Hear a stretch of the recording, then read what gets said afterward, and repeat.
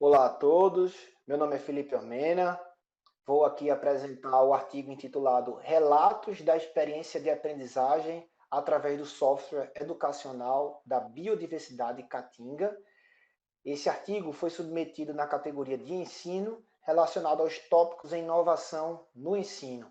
Através dessa pesquisa, através desse artigo, eu quero mostrar um software que foi desenvolvido, tá, por meio do grupo de pesquisa para ajudar e dar apoio no ensino do bioma Caatinga aos alunos. E o objetivo desse artigo é, então, apresentar as percepções e os relatos do que os estudantes acharam dessa abordagem.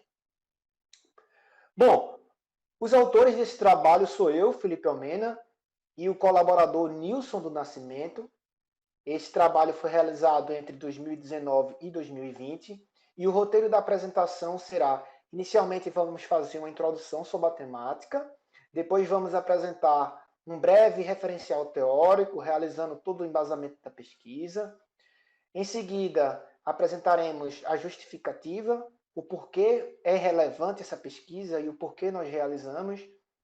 Em seguida, apresentaremos também os materiais, procedimentos, métodos, tá? Ferramentas.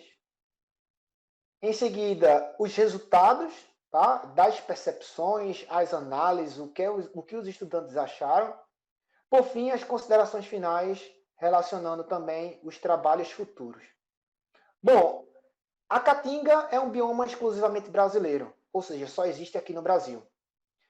Na Caatinga, a gente tem uma vasta variedade de seres, a gente tem um clima semiárido e também é categorizado por plantas, tá?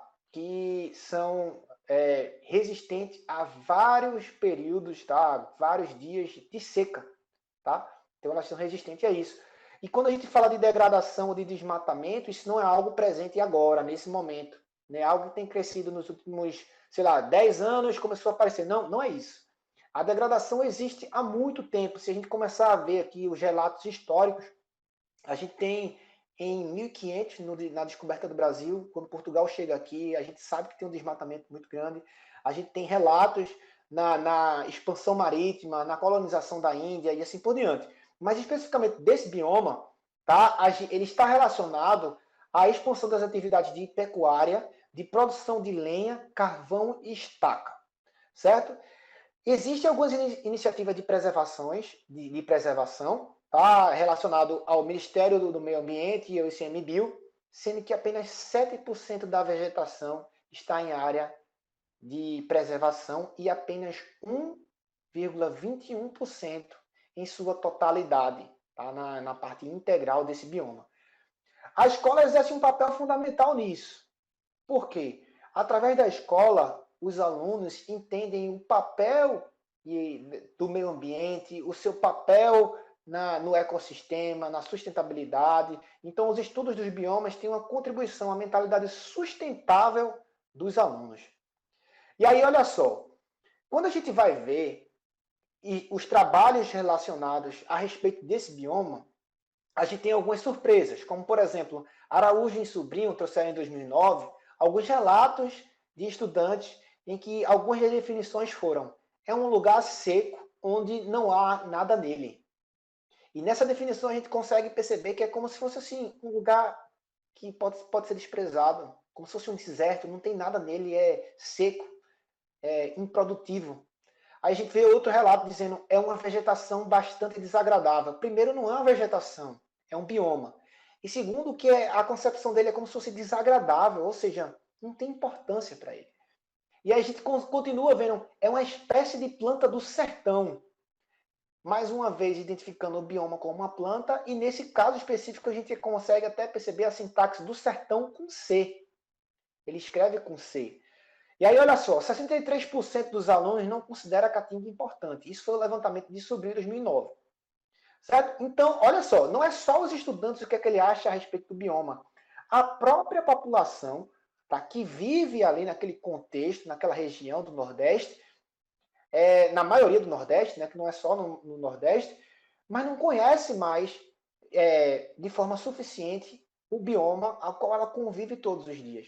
Então, a gente sabe que a educação tem vários papéis durante a criação dos cidadãos, e um dos papéis é justamente ter uma mentalidade sustentável, colaborando com a parte ambiental. A escola deve dialogar com a comunidade, a escola deve exercer esse papel. A gente sabe que a escola tem na estrutura curricular desde criança, não só atividades lúdicas relacionadas a plantas e assim por diante, mas a gente sabe que nos livros existem, na estrutura curricular, a apresentação desses biomas, trazendo e relacionando o porquê é importante e assim por diante.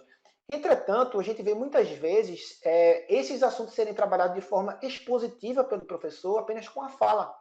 Então, Oliveira traz para a gente, em 2016, a necessidade de contextualizar bem os assuntos que são trabalhados, utilizando paradigmas metodológicos. Então, estruturas que possam animar, trazer o aluno para perto, incentivá-los, para que ele se sinta com um papel ativo no processo de aprendizagem.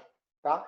Então, a gente acaba trazendo como justificativa para esse trabalho que a escola deve despertar essa valorização e a importância dos biomas.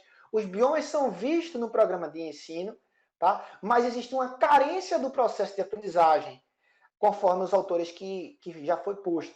E aí o que acontece? Se a gente consegue trazer uma forma que seja mais atrativa, então a gente teria mais do que a exposição, a gente teria um conhecimento contextualizado, vivenciado, em que os alunos, através da dinâmica, através de uma atividade mais ativa, tá, relacionem os assuntos acadêmicos com a conscientização, trazendo um perfil mais crítico aos nossos estudantes.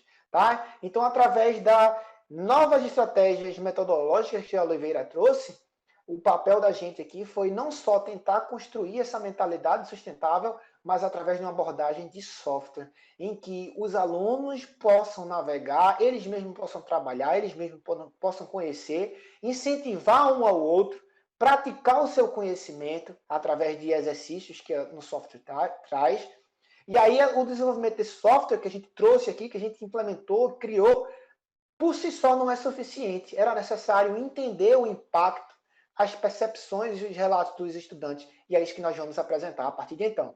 Então, nos materiais de métodos, o que foi utilizado? Inicialmente, a gente fez uma revisão bibliográfica dos últimos 10 anos, livros, artigos, tudo que tinha de material na internet que a gente pudesse trazer diferentes espécies, diferentes espécies de fauna, de flora, diferentes características, aspectos do bioma. Então, isso tudo foi catalogado de diferentes autores. Depois, a gente fez várias reuniões para definir como seria esse software que iria apresentar esses conteúdos de uma forma que pudesse trazer o despertar da curiosidade. Então, a gente fez vários protótipos, foi investigando, foi conversando, foi dialogando com a equipe, para, a partir de então, fazer a codificação, realizar testes se estava interessante esse software e depois utilizar ele num ambiente juntamente com os estudantes, num laboratório. Ou seja, não é simplesmente um software que foi desenvolvido, mas ele sendo utilizado como um canal através de uma aula, certo?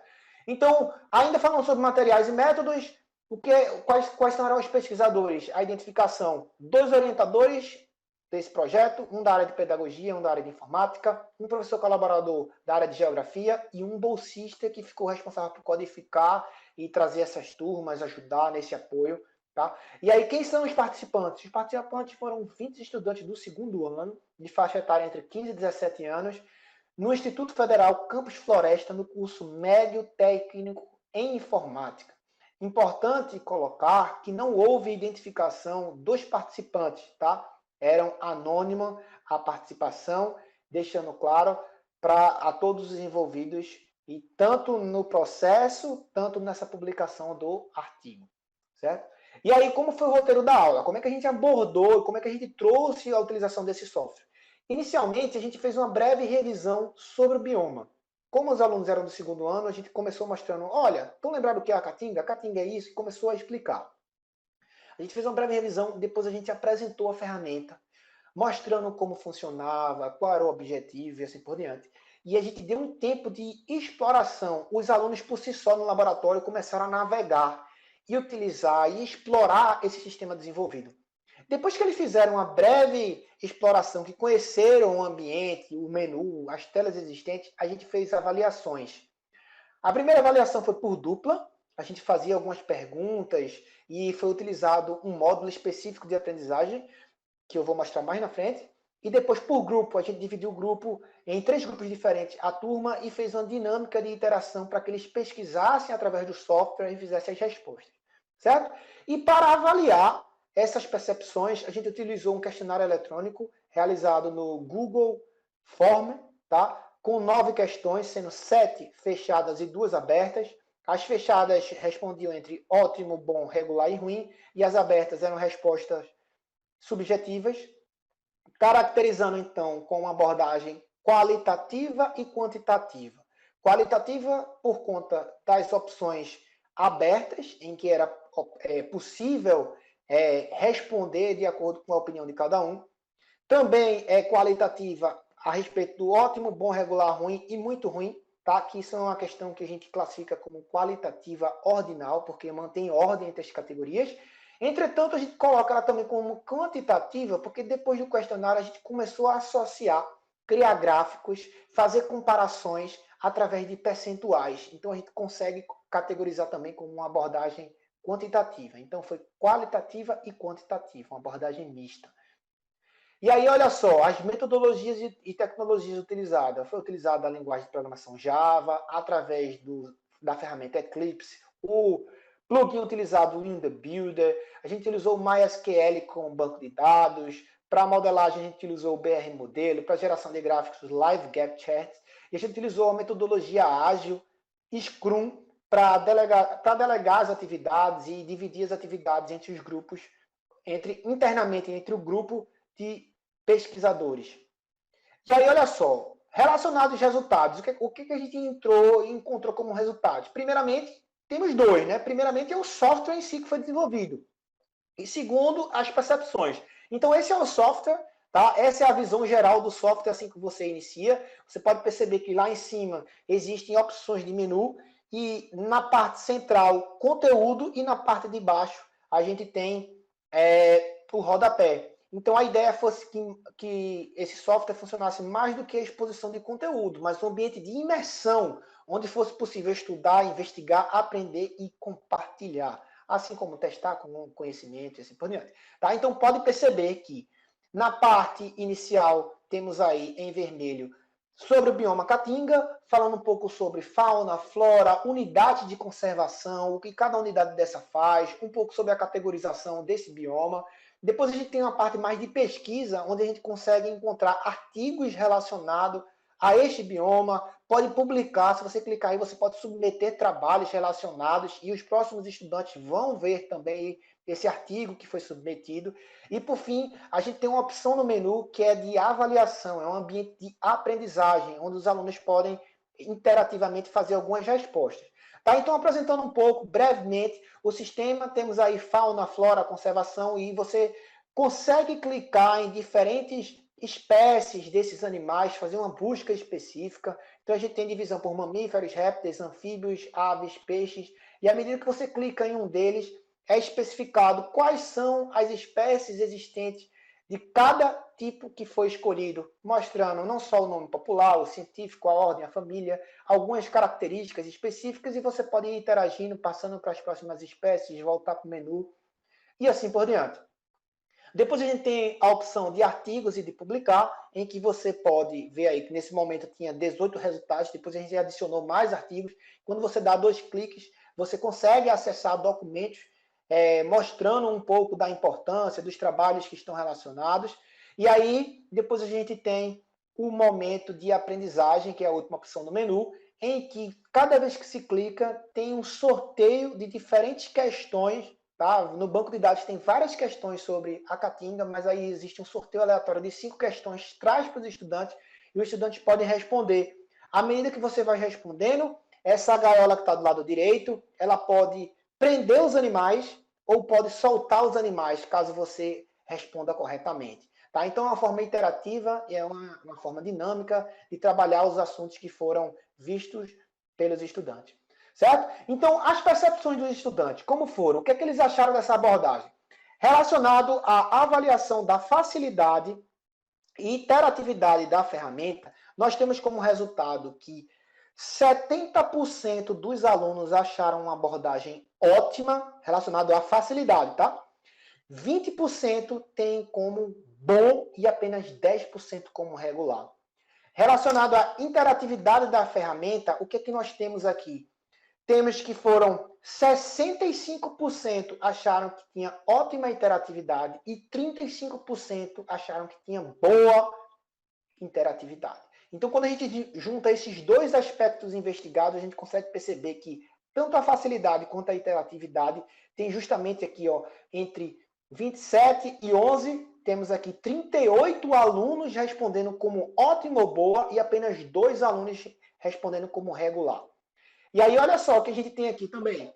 Percepções referentes à diagramação, qualidade das figuras, quantidade e catalogação das espécies da fauna e flora e avaliação do conteúdo. Temos aí, então, 88,33% acharam que eram ótimas ou boas. Tá? E, por fim, tá, a percepção dos estudantes referente ao módulo de aprendizagem, em que 80% coloca como ótima ou boa e apenas 10 pessoas, sim, na realidade 5 pessoas, tá? Porque foram 2 perguntas relacionadas aí ao módulo de aprendizagem, então é dobrado. Apenas 5 pessoas relataram ser regular o módulo de aprendizagem. E aí, olha só, depois que a gente olha esse quantitativo em gráfico, é bom e importante a gente investigar as respostas subjetivas, porque são muito ricas através das palavras que eles colocam, as opiniões pessoais de cada um. Então, primeiramente, que todas as 20 pessoas que responderam colocaram que, na opinião dele, exercia um papel facilitador na aprendizagem. Perceba só, se antes a gente utilizava uma sala de aula, que muitas vezes falava, e a gente via através do livro a respeito do bioma, a gente tem um software que você vai clicando, vai olhando, então acaba sendo algo que desperta a curiosidade. E alguns dos relatos que foram interessantes. É um método novo e divertido, mais fácil fixar os assuntos, é uma abordagem divertida, dinâmica, interativa e que ajuda a fixação. Então, diferentes opiniões trazendo e mostrando o quanto é importante ter uma abordagem feito essa. E aí, o que foi interessante a gente identificar? Que houve uma exploração mais independente e de acordo com a vontade individual. Porque o professor não ficava dizendo, clique aqui, veja essa figura. Depois que mostrou o que deveria ser abordado na aula, os alunos puderam por si só, iterativamente, ver uma determinada figura, um ia detalhar uma determinada espécie, outra já ia na lupa, pesquisava uma espécie que conhecia perto de casa e assim por diante. Então, cada um, conforme a sua necessidade e a sua curiosidade, poderia ir investigando, trabalhando, pesquisando.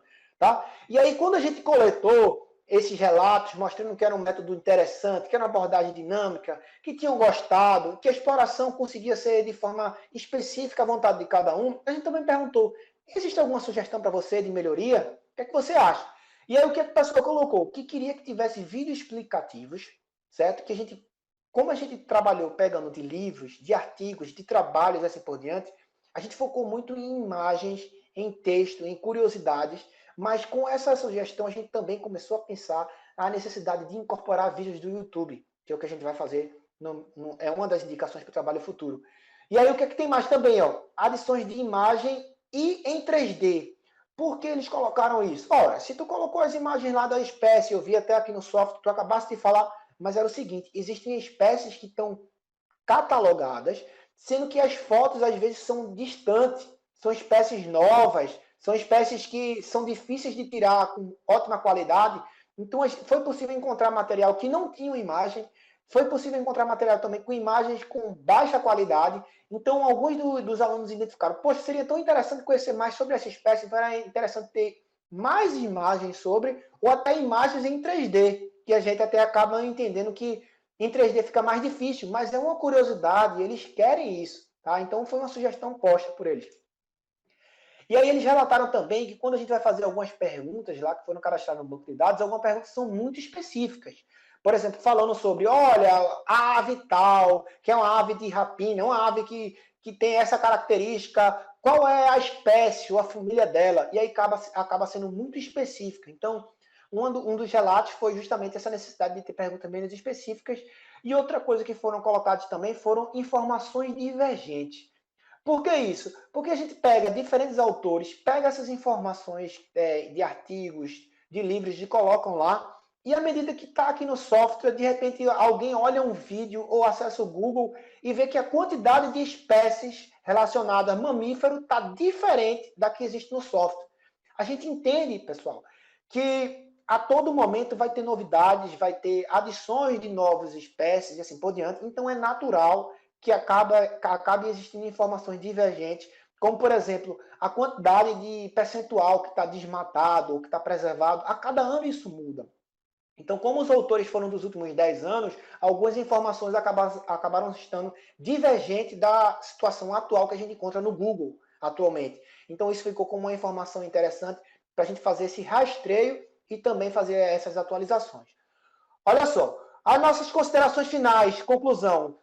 Fizemos aqui, então, a exposição de uma pesquisa relacionando as percepções e os relatos de 20 estudantes da aprendizagem do bioma Caatinga através de um software. As respostas foram ótimas ou boas, no mínimo em 70% das vezes, e muitas vezes chegando em 95% das respostas.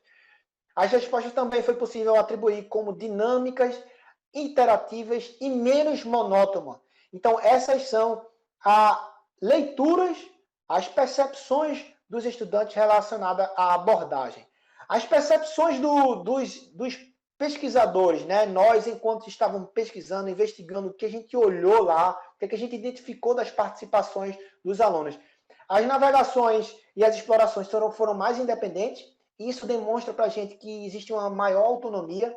Cada aluno, conforme sua curiosidade, conforme sua expertise anterior, pode ir mais à frente, mais adiante, mais demorado, e pode fazer sua pesquisa de forma autônoma. Isso é uma coisa interessante, até porque o aprendizagem acaba sendo mais ativo, um papel mais ativo de participação. O professor atuou mais como um orientador, como um guia, como um apoio, já que a instrução por si só, através do software, de maneira dinâmica, conseguiu chegar e entreter os alunos. Lembrando que o professor trabalhando como um apoio, como guia, não significa que o software de maneira nenhuma vai substituir o papel do professor. E a aprendizagem foi mais leve e descontraída, conforme as percepções que a gente conseguiu perceber e conseguiu ser relatado. Tá? E aí, trazendo um breve link com referencial teórico que foi posto, tá? Houve a criação de uma ferramenta pedagógica, tá? Com uma nova metodologia de ensino, apresentando-se então como uma abordagem mais atraente e um papel mais ativo dos estudantes, tá? Relacionando com o papel até da metodologia ativa, algo que está bastante alta ultimamente. Por fim, os nossos trabalhos futuros. O que é que a gente vai fazer agora, os próximos encaminhamentos, desajustes? A gente vai fazer algumas adições sugeridas pelos estudantes, conforme a gente já colocou, das opiniões pessoais, nesse software. Depois a gente vai fazer a experiência dessa mesma pesquisa, dessa mesma abordagem de aula em outras turmas do Instituto Federal, coletando novas percepções e entendendo melhor os nossos estudantes, até porque esse é um papel interativo e progressivo, certo? A adição de novas informações sobre outros biomas, relacionar com outros biomas é muito importante, porque não é só a caatinga que é necessário preservar e ter esse papel da consciência, exercer esse papel de colaboração sustentável.